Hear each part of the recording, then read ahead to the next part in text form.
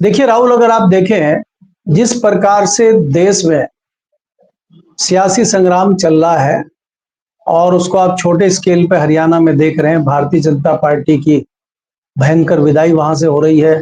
तमाम चीजें उल्टी पड़ रही हैं। एक दलित नेता जो स्टार प्रचारक थे भारतीय जनता पार्टी के, उन्होंने पाला बदल लिया है। ऐसे टाइम पे पाला बदलना कि जब लगभग प्रचार खत्म होने वाला है, तो ये जताता है कि डूबते जहाज पे कोई नहीं बैठना चाहता। इसी तरह की चीजें राष्ट्रीय राजधानी में चल रही हैं और भारतीय जनता पार्टी का नरेंद्र मोदी के चेहरे पे 2029 तक का सफर करना संघ को मुश्किल नजर आ रहा है। जाहिर सी बात है कि संघ ने जो सत्ता का त्रिशूल मोदी के पास है, उसको वापस लेने का निर्णय कर लिया है और सत्ता का त्रिशूल अलग अलग लोगों को दिया जाए, अलग अलग लोग उन चीजों को चलाएं। तो यहाँ पे राष्ट्रीय अध्यक्ष भारतीय जनता पार्टी का बनाए जाने की जो चर्चाएं चल रही हैं, उसमें सबसे महत्वपूर्ण चेहरा संजय जोशी का है। और संजय जोशी का चेहरा सामने आने के लिए कई सारी उनकी विशेषताएं हैं जो उनको राष्ट्रीय अध्यक्ष बनने के लिए मजबूत बनाती है। उसमें सबसे पहला ये है कि संजय जोशी नागपुर के हैं, संघ को बहुत करीब से समझते हैं, पार्टी में उनका काम करने का अनुभव बहुत लंबा है। गुजरात में मोदी के साथ काम करके वो मोदी की कार्य प्रणाली को जानते हैं। आज के हालात में अगर कोई व्यक्ति ऐसा है भारतीय जनता पार्टी में जो दबाव में मोदी के ना आए, उसमें संजय जोशी का नाम सबसे ऊपर है। तो संजय जोशी इन तमाम जो है विशेषताओं के लिए ऊपर आने को, अध्यक्ष बनने को, अब सारी जो इनकी वो है, क्या बोलते हैं, परीक्षाओं में पास होते हुए दिखाई देते हैं। इसके बाद कई सारे नाम तैर रहे हैं, उसमें वसुंधरा का नाम भी है, बाकी और सारे लोगों का नाम भी है। लेकिन आपको यहाँ पे ये देखना होगा, ये जो सत्ता का त्रिशूल मोदी जी के पास है, ये त्रिशूल क्या है, मैं इसकी थोड़ी पहले व्याख्या करूं। सत्ता का जो त्रिशूल है उसके तीन सूल हैं। पहला सूल है कि सत्ता, केंद्र की जो सत्ता है, केंद्र की जो सरकार है, वो पूर्ण रूप से मोदी के कब्जे में है। चाहे वो देश की सरकार हो, चाहे तमाम मंत्रालय केंद्र के हों, चाहे तमाम एजेंसियां हों, तो वो मोदी जी के कंट्रोल में है। त्रिशूल का जो दूसरा शूल है वो है भारतीय जनता पार्टी। भारतीय जनता पार्टी पे पूर्ण रूप से मोदी जी का कब्जा है और वो अपने हिसाब से जिसको किसी प्रदेश का अध्यक्ष बनाना है, किसको क्या दायित्व देना है, सारा वो खुद तय करते हैं। और शूल नंबर 3 जो है वो है तमाम राज्यों की सरकारें। जो भारतीय जनता पार्टी की सरकारें जिन राज्यों में हैं, उनके मुख्यमंत्री को तय करना, उनको हटाना, लगाना, वो सब कंट्रोल मोदी जी के पास है। और उसकी तमाम उदाहरण और तमाम चीजें आपको सामने दिखाई दे रही हैं, चाहे वो गुजरात हो, चाहे वो छत्तीसगढ़ हो, चाहे वो मध्य प्रदेश हो, राजस्थान हो, चाहे हरियाणा हो, चाहे उत्तराखंड हो।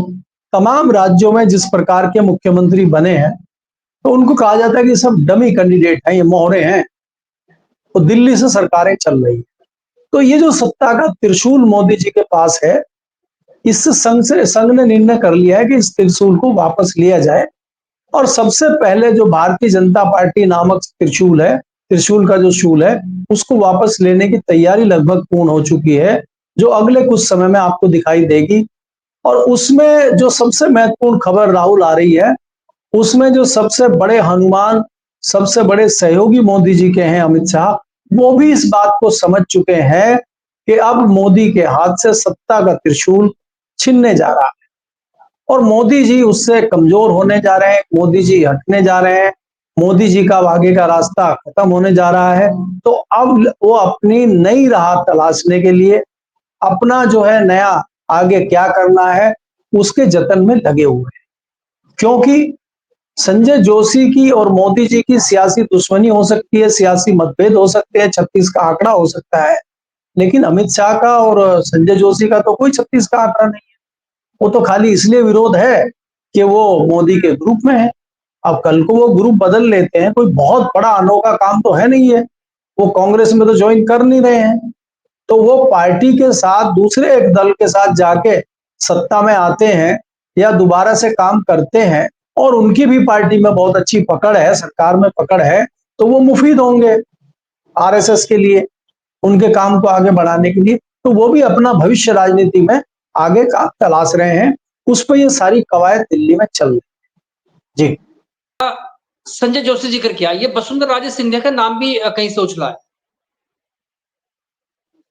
देखिए, वो नाम इसलिए उछला था कि मोदी के जो विरोधियों की लिस्ट है वो भी अच्छी लंबी चौड़ी लिस्ट है और वसुंधरा भी उसमें एक मजबूत नाम है।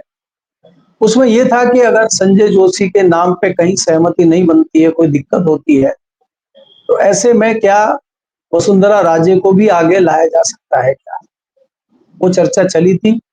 लेकिन जहां तक हमें खबरें मिल रही हैं और हमारी जानकारी है कि पहली बात तो वो महिला है, फिर पूरे देश के संगठन को लेके चलना क्या उनके लिए मुफीद होगा।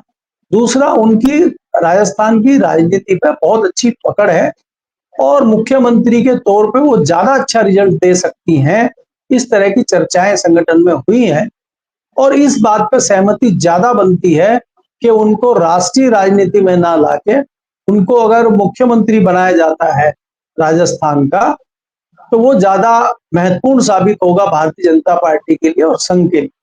लेकिन अभी ये चर्चाएं हैं, अभी फाइनल क्या होता है, कौन क्या होता है, कौन कहाँ जाता है, अभी इसमें समय लगेगा। ये कोई 4 दिन का 10 दिन का समय नहीं, अभी इसमें महीनों लगेंगे। और अभी तो हरियाणा और कश्मीर के चुनाव के परिणाम का इंतजार करना है और उसके बाद तुरंत जो घोषणा होगी चुनाव की, महाराष्ट्र की और झारखंड की, उसके बाद निर्णय लिया जाएगा कि कब करना है, क्या करना है। तो अभी इसमें टाइम है। हाइपोथेसिस है, लेकिन जो हालात हैं वो लग भी ऐसे रहे हैं, तो मोदी तो और कमजोर होंगे। नहीं, देखिए, मोदी तो कमजोर हो चुके हैं। जिस प्रकार से कई जगह आप देखेंगे पोस्टरों पे हरियाणा में मोदी जी की तस्वीर गायब है, कदारद है। जिस प्रकार से आप हरियाणा में देखेंगे कि मोदी जी की बहुत कम रैलियां हो रही हैं और जो रैलियां हो रही हैं उनमें लोग बहुत कम आ रहे हैं। हमें याद आता है 2014 का जमाना कि लाखों की भीड़ मोदी जी की रैलियों में आती थी और आज हजारों की भीड़ लाने के लिए पूरी जान लगानी पड़ रही है संगठन को और फिर भी चंद 10 से 12 हजार लोग पहुंच रहे हैं। तो ये जताता है कि मोदी की लोकप्रियता खत्म हो चुकी है। तो इसलिए मोदी जी के नाम पे बहुत ज्यादा चर्चा पार्टी या संघ नहीं करना चाहता। अब वो कोई नया रास्ता तलाशना चाहता है। देखिए, भारतीय जनता पार्टी को और संघ को एक ऐसे चेहरे की तलाश है जो इस सरकार को 2029 तक ले जा सके। उसको ले जाने के लिए आपको एनडीए का साथ लेना ही पड़ेगा। आज जो एनडीए के तमाम एलाइज हैं वो भी मोदी जी के नाम पे खुश नहीं है। अगर मोदी जी के अलावा दूसरा चेहरा प्रधानमंत्री के नाम पे आता है, तो सपोज करें, उदाहरण के तौर पर अगर हम गडकरी का नाम ले लें या किसी और का भी हो सकता है, लेकिन अगर गडकरी का नाम लेते हैं तो पूरा मराठी जितने भी नेता हैं सब गडकरी के साथ आ जाएंगे। भाई, पहली बार एक ऐसा चांस आया है कि महाराष्ट्र का कोई नेता देश का प्रधानमंत्री बनेगा। तो ऐसी परिस्थिति में चाहे शरद पवार हो, चाहे उद्धव ठाकरे हो, सब गडकरी के पीछे खड़े हो जाए। दूसरा जो महत्वपूर्ण होता है कि उसमें कुछ बिजनेसमैन की भी हेल्प चाहिए होती है, कुछ व्यापारी वर्ग भी उसमें चाहिए होते हैं, तो गडकरी के नाम पे कुछ व्यापारी भी आ जाए।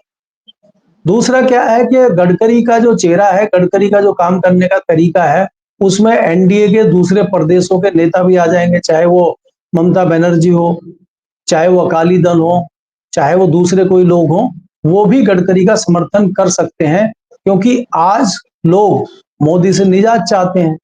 तो इसलिए संघ और भारतीय जनता पार्टी की कोशिश होगी कि मोदी के चेहरे को बदला जाए और नया एक मुफीद चेहरा लाया जाए। संघ कभी नहीं चाहेगा कि सरकार को हटा दिया जाए, सरकार को गिरा दिया जाए और भारतीय जनता पार्टी की सरकार गिरा के कांग्रेस की या इंडिया गठबंधन की सरकार थोड़ी ही ना संघ बनाना चाहे। संघ को एक ऐसे व्यक्ति की तलाश है जो संघ का एजेंडा आगे बढ़ाए और सत्ता भारतीय जनता पार्टी की ही चले, वाजपेयी के स्टाइल में चले। इस तरह की कोशिश संघ कर रहा है। जी। गडकरी का आपने नाम लिया, मैं गडकरी पर आना चाह रहा था, लेकिन आपने दूसरे संदर्भ में लिया। लेकिन क्या राष्ट्रीय अध्यक्ष के लिहाज से हम बात करें तो गडकरी क्यों नहीं, क्योंकि वो भी तो पहले राष्ट्रीय अध्यक्ष रह चुके हैं। गडकरी को सेकंड ऑप्शन के लिए रखा गया है। गडकरी जी का नाम राष्ट्रीय अध्यक्ष में नहीं चल रहा है और वो राष्ट्रीय अध्यक्ष बनेंगे भी नहीं।